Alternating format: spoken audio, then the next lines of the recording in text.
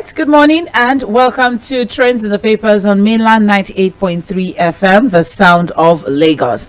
This is the part where we get to talk about trending stories on the front pages of our dailies because, yes, it's very important for us to do just that. We have The Guardian, Daily Trust, Vanguard and The Punch newspaper with us this morning. So we'll be looking through the major stories trending on the front pages of these papers. I trust we all had an amazing night rest. Today is the 30th of November 2022, the very last day in the month of November. Have you collected your PVC? I think this is what I'm going to keep saying every single day because it is very important. Let's not have what used to be. Let's change the status quo. Let's do something different. Let's have a situation where, yes, we have 5 voters and at least 4 come out to vote. That's barely a percentage of what is expected. All right, if you have a voice, why don't you use it? If you have a choice, why don't you make use of it? All right, this is 2023 general elections. It's a major big one for Nigeria, for the Nigeria electorate, and it is something that we should all take advantage of, and there is no way you can be a part of that change or that move except you collect your PVC. So if you have not collected your PVC, please do well to go and collect it. Ensure that everything is working fine so that come February 25 or March 11 for states, you would be ready to do the needful. You'll be ready to exercise your civic duty. It is your right. It is something that is expected of you. It's because at the end of the day, if rain falls on the country, it doesn't fall on just one household. It falls on every single soul that is on planet Earth. All right, so yes, let's get to trending stories on the front pages. My name is Omobola Sandra, and I'll have Fuhad Sahid joining in via the phone line very soon.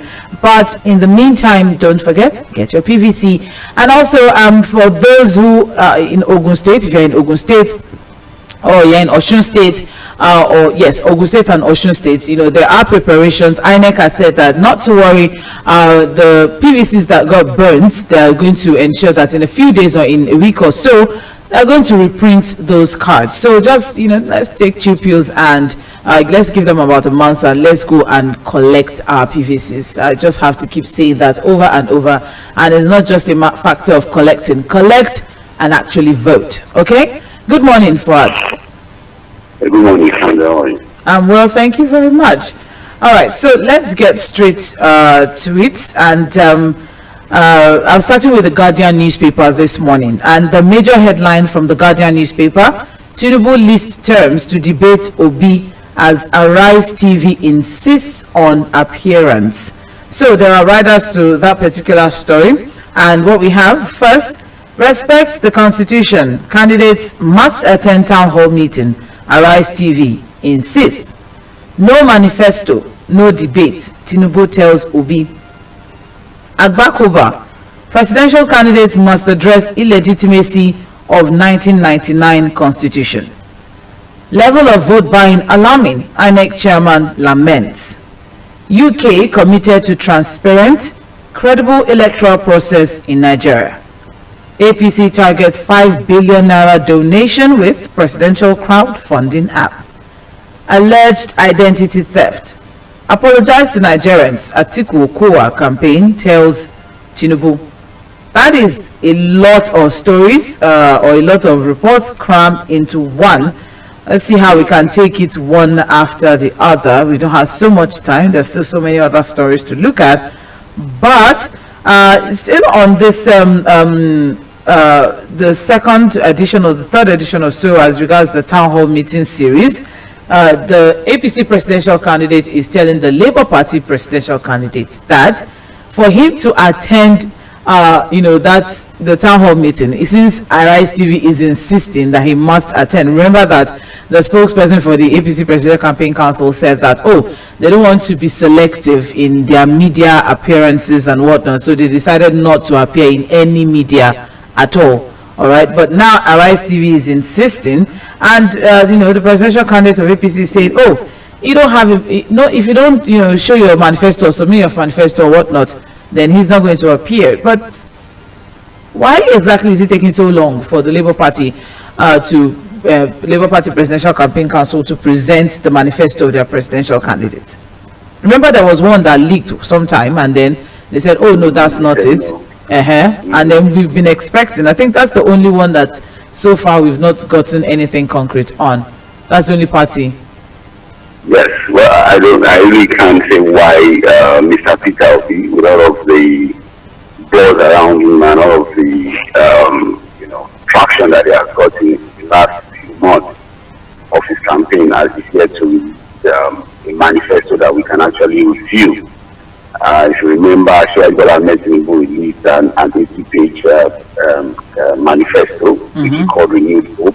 Mr. Rabiu Kwankwaso also released this one, and I think Alhaji Atiku Abubakar also released what we've been able to review as his manifesto. But after the leak of the Labour Party, there was a promise that the authentic manifesto will be released by Mr. Obi Presidential Campaign Council, and up till now we've not gotten anything from him. So on your question on why I can't say, one would expect that less than 90 days to the election, we would have been able to see the manifesto of all of the frontline presidential candidates and do a form of review so that we know what their minds are, what they are thinking about so many things. Yes, he's been out there talking so much about a lot of issues. He's been talking, but it's always good to have a policy document that we can really scrutinize and hold them with should he win the election. So I don't know, like I said, I don't know why he has not done that. Now, on the insistence of Arise TV that Asiwaju Bola Ahmed Tinubu must attend the town hall meeting, I don't know where that is coming from. As of today, there's there's nothing in the constitution that compels any presidential candidate to attend a debate. What they're saying is that when you are campaigning or whatnot, or you are supposed to respond to questions from the media. Well, we are supposed to respond to questions from the media, but it's also within the right of the candidate to keep mum on some things, or to choose and decide how to respond, or where to respond and when to respond. I understand the idea of the media should hold them accountable, they must respond to us, but these things also go with some elements of trust, some elements of comfort, and the way you want to handle your campaign. If you look at what Festus Keyamo is saying, you would know that he will not attend that debate. Some of the conditions he has listed is just to trivialize the whole thing. Why, for example, why wait for the other person's manifesto to be to person? Shouldn't you just come and answer questions? But they're saying that they want to know what exactly Peter Obi is campaigning on. They want to know his achievements in Anambra State. Like I said, it's just to trivialize the whole thing and make it a form of scandal. The reality is that if you want to debate someone, you don't even need to see what the person has as a document. You come there, answer questions, ask the other person your questions, and then whatever you think you want answers to, you get it on the day of the debate. Like I said, the reality is that I don't think the APC is ready to attend that Arise town hall meeting. It's clear from the one that they will not be attending.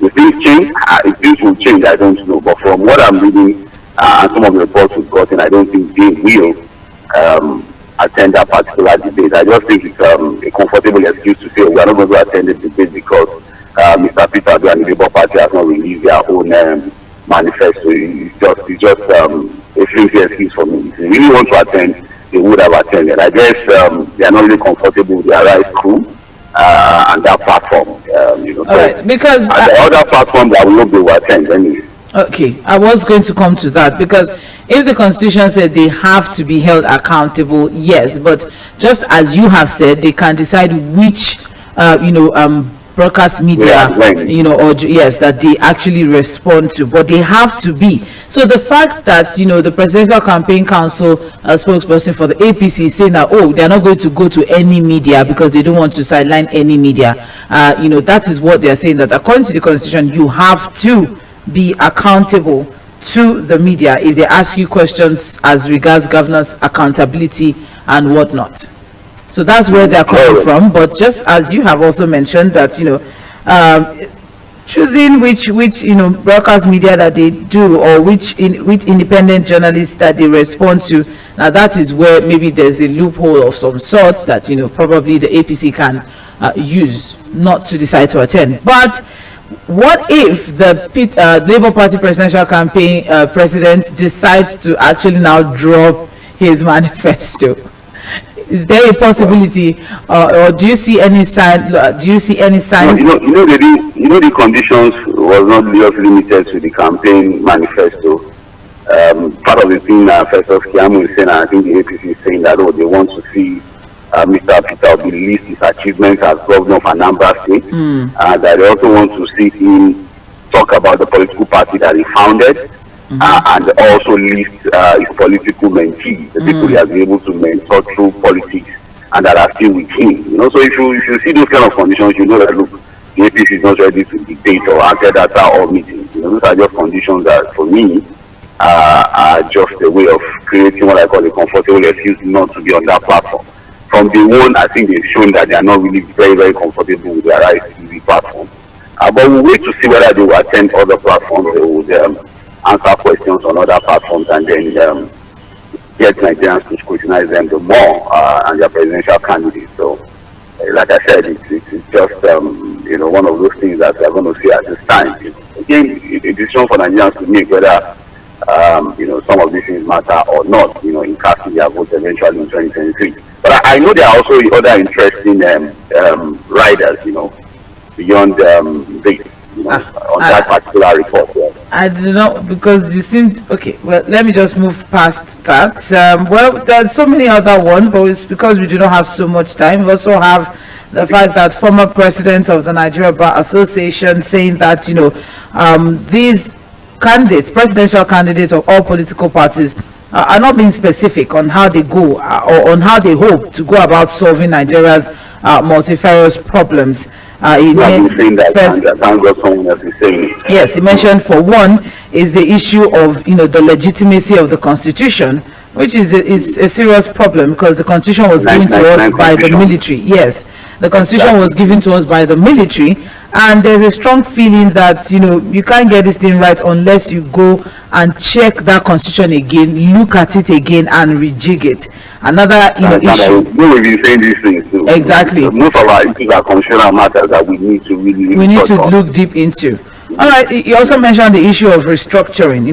Balancing the federation, devolution of powers, coming in with the absence of the local government. Why is the local government almost redundant? Exactly, almost redundant just there. So he mentioned that. So there are so many things that he mentioned as regards what they should be paying attention to. There are so many issues that he believes that they should be paying attention to, and he's concerned that it seems people they're not really answering these major questions. Well, how do you intend to go about solving the so many problems? There's a question he even asked, what exactly will the president in 2023 do in relation to the local government? He asked that particular question. So local government autonomy, and all of those kind exactly. of things, yeah. So we have always been saying, oh wow, great manifestos, great speeches and whatnot. But here Agbakoba is echoing just what we've been saying. We also note the several manifestos. We've reviewed the plans too, but there's no how to there. How? So we're back to the how. Okay, and so that's what Agbakoba is saying. In another development, the chairman of INEC, Mahmood Yakubu, is also decrying the fact that vote buying is increasing in an alarming rate. It's getting to a becoming a serious cause for concern. He also said that yes, the commission's sensitive materials and staff are in danger due to insecurity. Okay, and again, those are issues that we think that our anti-graft agencies, the security agencies, INEC would also. We are hoping that this change of governance will reduce the tendency for vote buying. It's not going to stop it or eradicate it completely, but we may see a reduction if people don't really have access to cash. But I think voter education is also going to help people can educate Nigerians enough to say, look, collect this money and vote your conscience, or probably don't even collect at all, vote your conscience, but this is one of the challenges I would have to still face as a nation. We'll get better with this. All of these, I just want to point something out. You know how, during the primaries, there were so many, green notes or allegations of green notes being passed around and whatnot. But here we are, even former INEC officer, former INEC chairman, that's Professor Atahiru Jega, who said that, political parties have now resorted to, electing their candidates on cash and carry basis, because whether we like it or not, whether the Nigerian electorate like it or not, it is whoever the delegate chooses that we will now that you have to go with. That we have to go with. Exactly. So it's almost like, we have no choice. So whatever, that gets it eventually. That's another cause for concern. All right, and we also have the fact that the British government has said that they're going to be monitoring the electoral process, in 2023. And of course, the last one is as regards the vice presidential candidate, Senator Kashim Shettima of APC, who declared that, if elected into office, their administration will have no business in reducing poverty, but to eliminate it completely. He had that statement. Let him reduce it first. And reduce the elimination.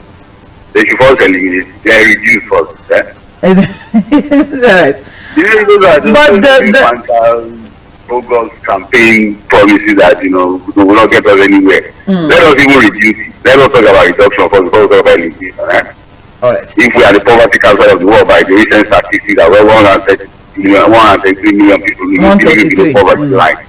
And he thinks he's going to eliminate eradicate. Another thing that I think we also need to put some sort of spotlight on is the crowdfunding app that was designed for the APC presidential campaign.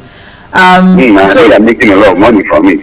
Yeah. So last week or 2 weeks or so ago, the Labour Party, had their crowdfunding where people are, supporting, the Aisha Yusufu. The Bring Back Our Girls, woman. Yes. Okay. So, she was all over Twitter, making sure or putting that out there that, crowdfunding for the Labour Party presidential campaign and all of that. And here we are now. Also, the APC is also targeting a 5 billion naira donation for its campaign. How much is the Electoral Act threshold again for that particular amount? Yes. I think 5 billion. It's also 5 billion. All right. So far, they've not spent 5 billion. They are still putting it together. Yeah. Okay, they've not spent it. All right. Well, so they are targeting 5 billion naira for donations for their campaign, and it has been gathered that so far, within a few minutes that the app, became active, they got about 200 million already. All right. That's another, report. Also, we have this also interesting report that the Atiku Okowa Presidential Campaign Organization has advised Tinubu to apologize to Nigerians for reportedly presenting a photograph of former Cross Rivers Governor Donald Duke in a documentary as himself. Okay? I don't know about that, but I did not see the documentary, so I cannot say anything. But the reports here, we can get the details on page 6 of the Guardian newspaper, because it's quite a controversy. It's just something small inside here, but there have been a lot of questions and controversies surrounding the personality of the APC presidential the APC presidential candidate. There's been a lot of questions, with some errors, that have been off and on and off, but we can get all of that. That's the major headline from the Guardian newspaper. Get more details on page 6 of the Guardian. Let's keep moving now. There's not much time. We have here UNN ASU, that's University of Nigeria, Nsukka ASU chapter, directs members to withhold results over unpaid salaries. Here we are. We're getting there. But these smart students who probably want to graduate can actually take their school to court for withholding their results. Yes. Students can say, look, we shouldn't be caught in the web of the back and forth between us and the federal government. We are not the ones who use our results. So if students feel that they need to take that off, I think they can get good judgment from the court against the lecturers. And I don't think they should be the ones to be punished for what the government is doing to them. If they want to tackle the government, they should tackle not to be withholding the result of students, because a lot of students then will be held up with not being able to proceed for their youth service, graduate sometimes, do some other things they like. So, but again, that's what the disruption we are seeing in our university system with the back and forth between the federal government and ASU.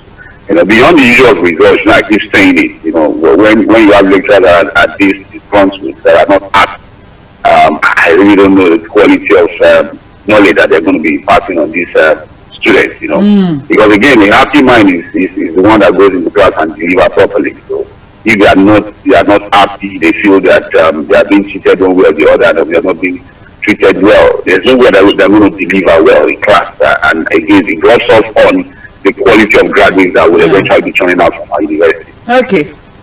All right, thank you very much. Okay, so moving on now, that's on page 7, by the way, of the Guardian newspaper. We also have here, Rivers, surrender to EFCC. Opposition parties tell Fubara.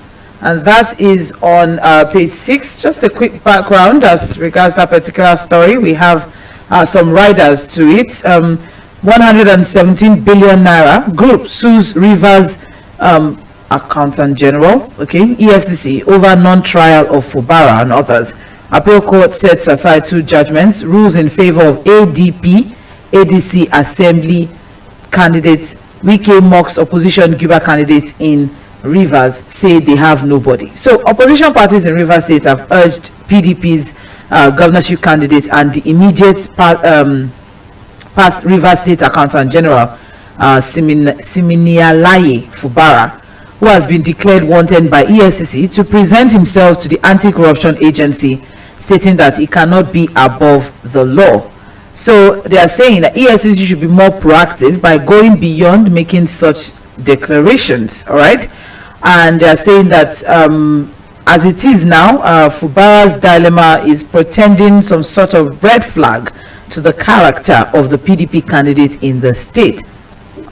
If this is going to affect, or if it is not going to affect, we're going to keep looking. But on another part, the publicity secretary of the SDP also said, we in SDP believe in the rule of law, whether rich or poor, justice. Okay, sorry about that, Fuad. I think I cut you off some seconds there. All right, so we have nothing against Fubara. That's SDP talking now. SDP saying we have nothing against Fubara. If he has done something against the law, then let the wrath of the law prevail. All right. And then also looking beyond that, but it's actually an interesting one. Apparently, the PDP candidate in Rivers State is having some. No, you have a case with EFCC. Right. And the APC seems to be capitalizing on it. Well, the EFCC knows what to do. The APC, the opposition can talk. It's within their rights to make the call, but I think the EFCC knows what to do. One would expect again that the EFCC should not just issue statements. If you think somebody has a case, essentially if you doesn't have immunity, it's not due to arrest and prosecution by the EFCC. But I think we can't teach EFCC their job. The opposition can make the call. But the issue is that he's not honoring the invitations. Like they're inviting him, he's not going. He's not like responding.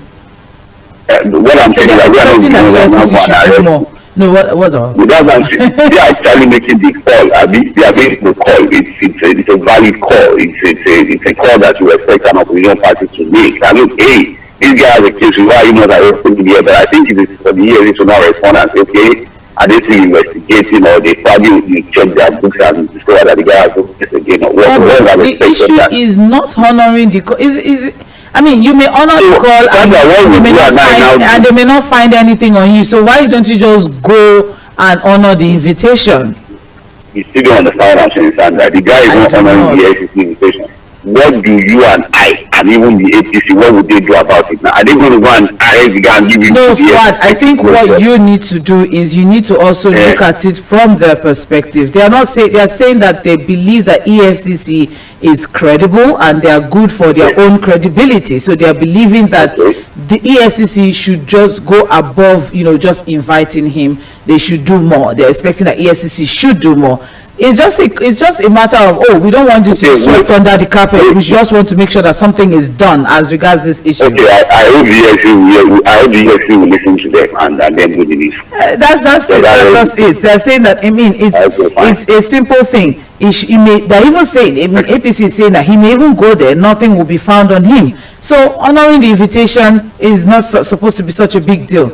Go there, answer whatever questions they have, and let's move on from that.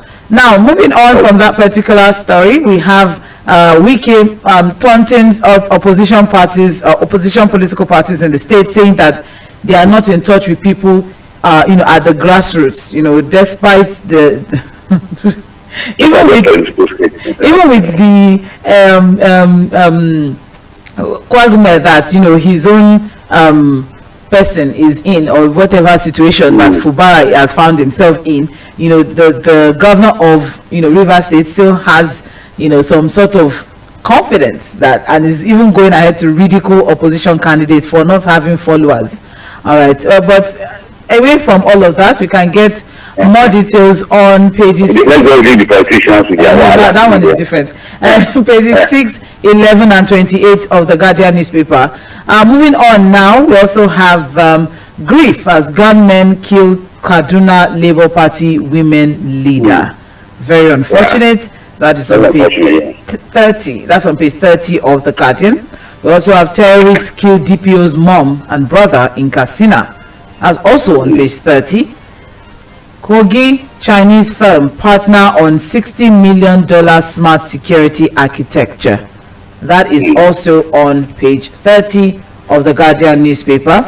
Whether that is going to be a blessing or a cause for concern for the Kogi people, we'll know much later on. But as it is now, Kogi state government has signed a memorandum of understanding with Chinese investors for the provision of a first-of-its-kind high-technology security architecture that will capture movements in and out of the state from a control center. So that's what that is about. So that's on page 30 of the Guardian newspaper. Also, we have pro-rata pay. ASU demands removal of Adamu Ngige Kiyamo. It isn't going to happen. I don't know. I'm just telling you that it doesn't happen. How would they move? And you think the president? I have a feeling that the president is also in sync with what the ministers are doing. Their decisions. Okay. So I think, like I said, ASU really needs to rejig. Really needs to look inward and see how they can come up with a better strategy to, have their issues with the federal government. Thinking that these ministers will be removed. For me, it's just wishful thinking. I don't think it's going to happen.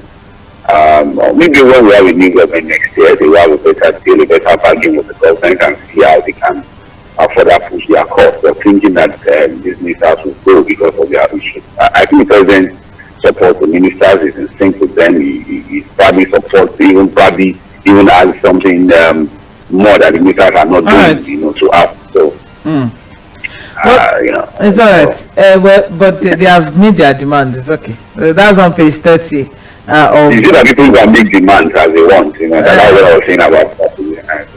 Whether the demand will come to fruition is another thing entirely. That's on page 30 of the Guardian newspaper. Finally, obey before complaint. Uriwa tells IGP as police boss gets 3 months jail. So, Usman Alkali Baba, the Inspector General of Police, has been, by the Federal High Court in Abuja, has been, sent to 3-month jail for something that happened, in, I think, 2003, okay, to the office of the IGP. So it's basically whoever is the IGP in that office that is just, unfortunately is going to take the fall for that one. So whether or not the IGP, as it is now, the IGP now is speaking with the legal unit of the police force on as regards what exactly happened those years ago. They said a certain police officer said he was retired, undeservedly. I mean, he was retired too early or so. There was an issue of retirement of a certain Okoli. Well, like the court order to reinstate him, and that did not happen. And that did not happen. So it was supposed to be reinstated, and it didn't happen. So that's where this whole issue is coming from. How courts, courts seems to be sending some people. I think the people in the legal department of the police force have a lot of questions to answer, really. If the new ID, we just got in some money months ago, he's saying that, look, I wasn't aware of this case. He probably just shows us that there seems to be some lapsing. On handing over. On handing over, on getting handover notes, understanding what was court judgments, legal departments on how they also advise new ID and give them proper correspondences and exchange of information within the police. So I think there seems to be a loophole somewhere, and that's why he's talking to the legal department to advise him on what to do. I think the easiest thing he will do is to appeal that judgment. I think the police can appeal the judgment and then find a way to resolve the issue.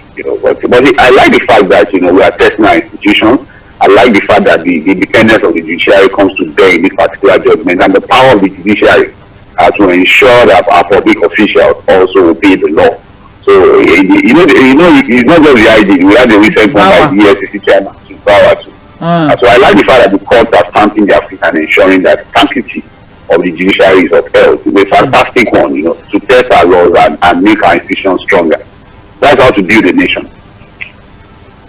All right. Well, that's all from the Guardian newspaper. Let's quickly look through the Punch newspaper and see what's trending there. You're listening to Mainland 98.3 FM. Major headline on the front page of the Punch: import duty controversy. Private jet owners sue government over 30 billion naira tax. So the riders to that, we have 17 business moguls, banks, others move to stop government from grounding luxury jets. Aircraft owners sue government with foreign registered firms. Trustees insist payment illegal. NCAA Customs await court papers. Abuja court plan to set hearing date for suit. So this is as regards owners of foreign registered private jets, comprising of some top names, business moguls, leading commercial banks, rich Nigerians and all. They've taken the federal government to court seeking to prevent the government from grounding their planes for allegedly refusing to pay import duty on the jets. So you see the issue. So as it is now, our rich people are the ones. they are the ones taking the government to court. They can't afford to pay it. And not even paying import duties, finding a way around paying the necessary levies back to government. And you have the common people that have been overtaxed, multiple taxes and different things. But if I driving flight, they have the money, they are bringing these things in, and they are owing the government and taking the government to court. Although the case is in court, I wouldn't want to overdwell on it, but the fact is, just showing us that these rich guys are still the same people who feed fat on the nation, but yet don't want to do anything back to the country. Legitimate. Yes, but just as you have mentioned, Fuad, are these people not our people, or aren't we being overtaxed? I mean, that's another thing that we should also look at. As a private jet owners, and it's not that it's import duties, how those jets got into the country and all of that. But the one would even ask us, why was it that at the point of bringing this in, the duties were not even paid at the issue from the start? Instead of then they brought it in, and then you are now running after them to get them to pay import duty. You understand what I'm saying? There's a loophole somewhere. What would have thought that, look, at the point of bringing this private jet in, they should have paid this. Why bring them in and then you are now chasing them to pay? The issue is foreign registered private jets. Why should a foreign registered private jet be paying import duty? You're operating in Nigeria, right? That should be something else. This is import duty now. So look at it this way, Fuad. The government is collecting tax on private jets already. Now, the idea here is to ensure that people that if you keep your registration of your jets offshore, then how are you supposed to pay tax on something that is not, is foreign? And that is the issue that the issue with people trying to evade some of these duties. You register offshore, but you operate right here in Nigeria. Is that not a way of evading the import duty, Fuad? Import duty. It is not imported. You see, if you can, if there are taxes or there are duties and whatnot that they are paid or whatnot different that is different from this one, I can totally understand. Are we together? However, when you say pay import duty on jets, okay, import duty on jets, let's have this understanding. Import duty on something that is not imported. You say this now. You have a jet that you registered outside of the country, but it's being operated right here in Nigeria. It's not in the shores of the country. Is it imported? You know that you buy a car now. You buy a car now. Is it imported? Is it not in the country? Is it not here in the country? Did we produce it in Nigeria? No, registration now. Registration. Fuad, let's have this understanding so that we don't, put something. You are the one that is getting me confused now. That's what I'm saying. You're not getting me confused. Okay, so are operating right here in Nigeria. That's what I'm saying. The issue is, I think the federal government themselves should be more transparent as regards registration process, aircraft registration process, and the import duty. What exactly do they mean? So there can be an understanding between the foreign registered private jets and the federal government. That is where there's this bone of contention, or there's the foreign airlines or the foreign jet, the private jets are trying to explain that we are foreign registered. Why are we paying for something that we are not importing?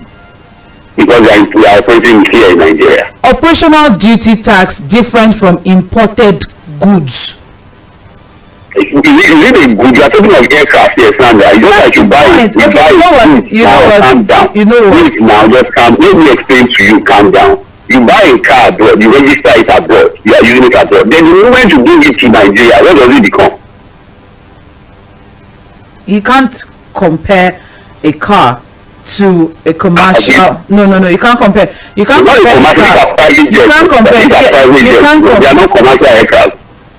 Okay. It's a private jet. Those are private people. All right, Fuad. I would leave that to you, and I'll leave mine to me.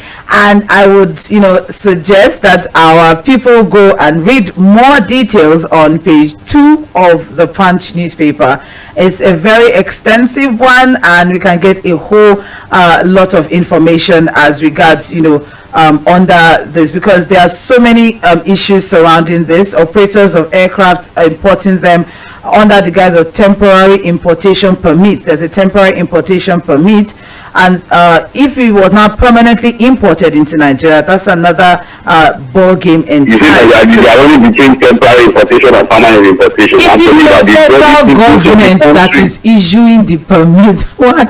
Can we just agree that the federal government needs to be more transparent with their levies and duties? They should just explain in clear terms. I'm not speaking for you. I'm not saying that for anybody that is working a private aircraft, they need to pay these duties. It's as simple as that. They need to pay duties. We get it. Yes, now. They need to pay duties. However, the clear terms for import duty needs to be set out. That's my own. That's where I am coming from. That's where I am coming from. The whatever that whole thing means, what it means. Oh, these people need to have an understanding that if you for foreign registered airlines, if you have it and then you bring them in here, this is what you're paying for. This is what you're paying for. You can't name something and then it means something totally different. Let's have that, put that aside. You can't name it one name and then it means something totally different by the time, the terms are being put out. That's where I am coming from. As regards this import duty controversy, it's a big one. We can get all of the details on page 2 of the Punch newspaper. All right. And they're going to court. So as it is now, they're awaiting court papers. There's a plan to set a hearing date for the suit. So between private jet owners, rich Nigerians, commercial banks, people that have plenty money, took the federal government to court as regards that. We'll get more details much later on. Moving on now, still on the front page of the Punch newspaper, we have here, Lagos Ibadan Expressway, Ogun, Oyo deployed drones against kidnappers. And that is, is that feasible on the Lagos Ibadan Expressway? Well, drones can be deployment of drones. Okay. Well, it depends. It now depends on what the surveillance would achieve, or what they intend to achieve with the surveillance using drones to check our forests. I think we should work. Yeah, technology is good to deploy, but I think we should work more with forest rangers. I think people should be empowered, maybe Amotekun or our local vigilantes and forest rangers, so that they can check our forest to ensure that some of these criminal elements don't have safe havens in our forest. But it's good that we deploy technology, but deploying is one thing, making sure it now works and brings out the results that we want, another thing. All right. Well, more details of that on page 12 of the Punch newspaper, how that's going to work. We'll keep watching. We also have budget padding allegations senseless, says finance minister, and that is on page 8 of the Punch newspaper. The Minister of Finance, Budget and National Planning, Zainab Ahmed, said allegations of budget padding of projects and allocations in the 2023 appropriation bill made no sense. Now, so there were some allegations, as regards the humanitarian affairs, disaster management and social development, appearing before the Senate. So there were some stories that, what exactly is happening with your budget? So, the minister was supposed to go and defend the budget, but then the Minister of Humanitarian Affairs said, blame the finance ministry for adding that money to our ministry's budget. So that's where this is coming from. So there was an additional 206 billion naira to the humanitarian affairs budget. So in the process, in the process of defending that, the minister for that ministry, said, blamed the finance ministry for adding that fund to their own ministry's money. I don't know if you were able to get that. No, when it comes to padding, you have a manner of things going on with ministries, and then of course the service committee and some of these things and all of that. So the minister is saying that there was no padding, fine, but we know that these things have always happened in the past where the padding thing is not really about money per se. It's about some projects that are likely put into the budget of the ministry and all of that. Yes. It's some of the things that So what? If you want to go into the budget, messed up completely. That is like civil servants are involved. All manner of people are involved in all of these things. And, so just as you have said. Yeah, just as you have said, that's what the Minister of Humanitarian Affairs is saying, that the ministry actually requested for some projects, for the Northeast Development Commission, the National Society Safety Net Project, and all of that in their 2022 budget, but it was not released. It was not released. It was not supported. However, on getting to defend their budget, they are seeing an inflated amount in that budget for next year. So they are wondering, they're saying, we're not responsible for this one. Exactly, as the finance minister. So that's where this back and forth is coming from. But you can get more details on page 8 of the Punch newspaper. Moving on, we have depots sell 220 naira per litre. Marketers project 350 naira per litre pump price. All right. And that is, there's a writer to that. Ipman, others decry jump in landing cost, foresee gloomy Christmas. So that's on page 27. So we're moving towards 350 forward, and if we're buying at 350, so what's the purpose of the subsidy? I'm sorry, I have to bring the subsidy up again. Of course, we need to question the subsidy, because subsidy is supposed to peg the payment to 167 naira per litre. So if we're already paying up to 250, 300 naira, we need to ask ourselves, are we still paying subsidy? If we are buying at this price, if the landing cost is already even over what is supposed to be the one price with also the payment, so we need to question that. And I need you to put the same report side by side with the excuse of the NNPC that the scarcity is as a result of road construction going on.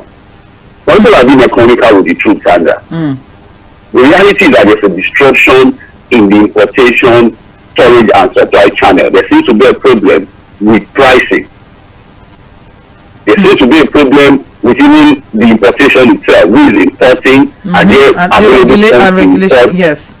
You know, a whole lot of issues with that. So when I had the bills, you guys said this morning, I was like, oh, the excuse is that there are some good construction going on around that papa, that it was like, these people for real?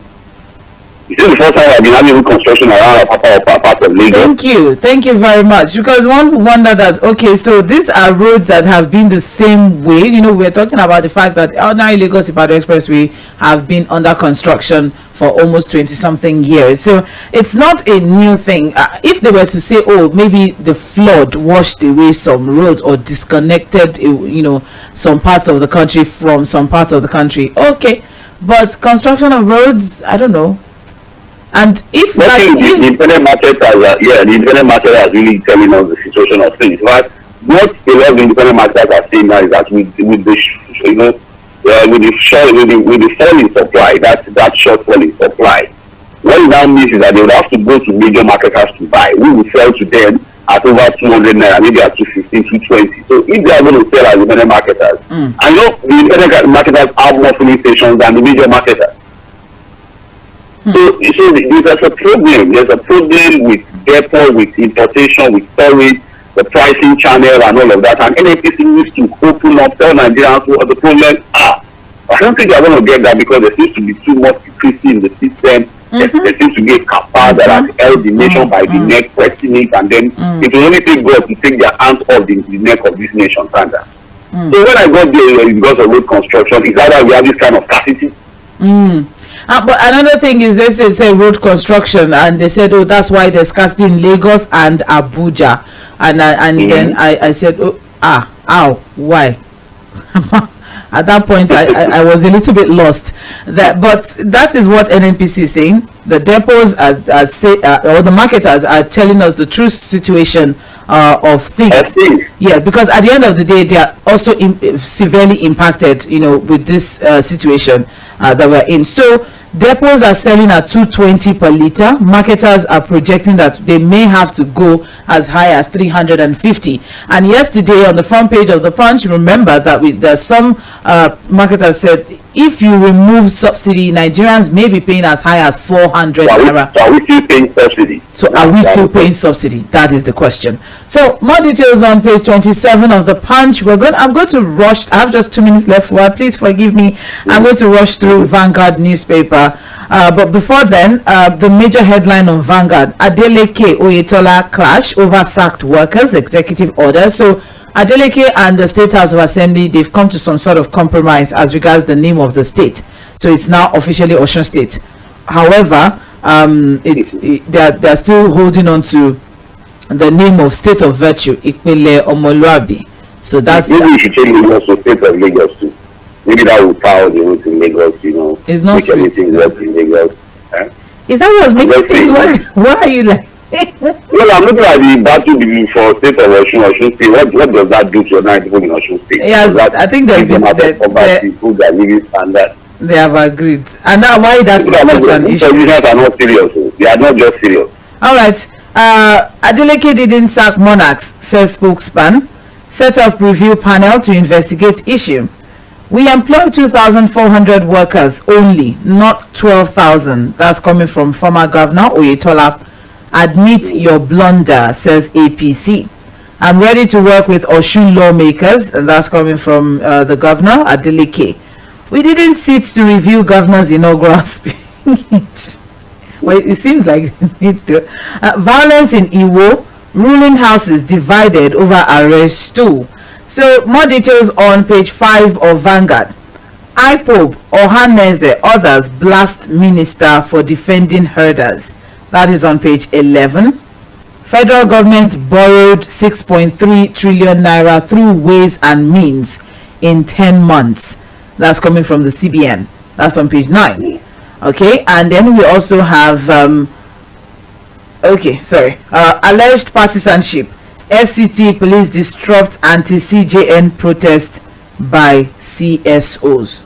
What exactly did Ariwola say? I think I need to even go and read that or listen to that. He said he was quoted out of context. Exactly, because the back of maybe they need to listen to the entire thing, or maybe they just picked something out of everything and we are blowing it out of proportion. The man I said he was quoted out of context. I don't know why people are still dwelling. Are still going back, right?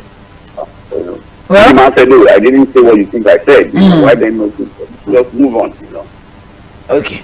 I wish we could go further, but when we come back on Mainland Focus, I will take a minute or two to just quickly run through the front page of Daily Trust, because there are some interesting stories there, especially the one that trended yesterday evening as regards the First Lady of the country, Aisha Buhari.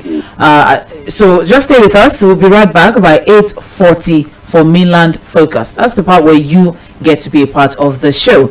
In the meantime, you're listening to Mainland 98.3 FM. We'll be right back.